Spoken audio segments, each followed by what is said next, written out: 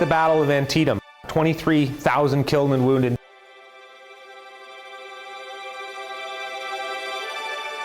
Fredericksburg, 18,000 killed and wounded. Gettysburg, 53,000 killed and wounded. The nation has never witnessed anything like this. They comforted the dying, nursed the wounded, carried hope to the imprisoned.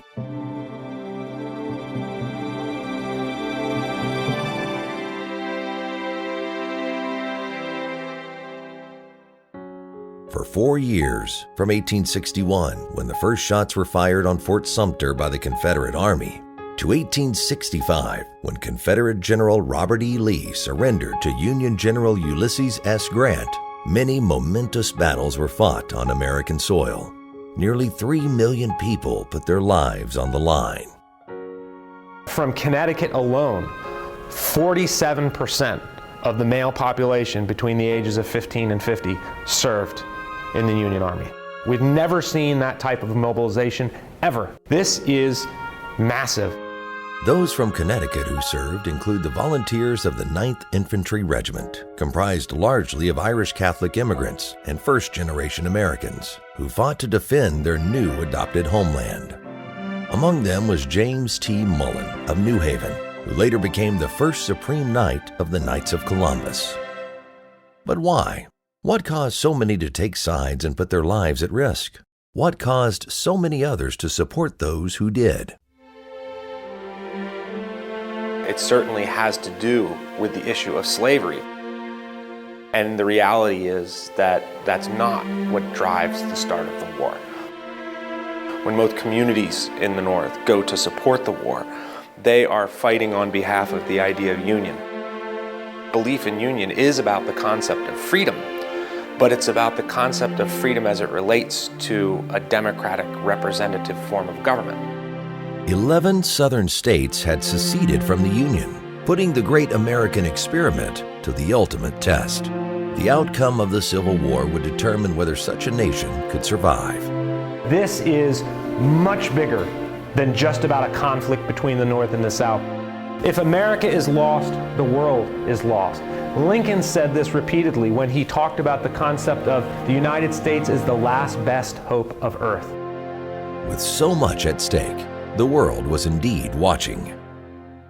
Here in America, many did more than watch, including more than 200,000 Catholics who served in the Union and Confederate armies.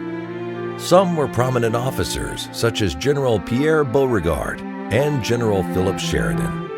But there were also many unsung heroes who answered the call to support the troops on both sides. More than 70 Catholic priests served as army chaplains and tended to the spiritual needs of the soldiers. Many more did so unofficially. More than 600 sisters from many different religious orders served as nurses, caring for wounded and dying soldiers in military hospitals and in makeshift medical facilities on the actual fields of battle. Not only are they serving on the fields, on the battlefields, but the sisters, Catholic nuns, could be the victims of warfare as well. In short, it was a tremendous display of heroism, motivated by faith and compassion. On April 9, 1865, Generals Lee and Grant met in Appomattox Courthouse, Virginia, to finalize the surrender of Lee's army. America's bloodiest conflict would come to an end, a conflict in which nearly everyone in America lost someone, be it a friend or family member. Those who survived returned to their homes and civilian lives, but their lives in the nation would never be the same. The concept of representative government was preserved, but there was a lot of rebuilding to do. The 13th Amendment freeing all slaves in America was ratified, but the struggle for equal rights would continue.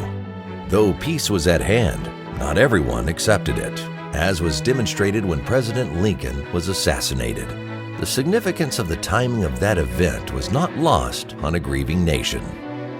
Lincoln is shot on Good Friday and dies the next day, right before Easter Sunday. Imagine what impact this has on faith communities in the United States. The American Civil War changed our nation in a way that has not happened before or since. Its full impact may never be completely known because we're still evolving. But what we can do is look back and learn. We do not say that we are celebrating the American Civil War, but we do commemorate wars.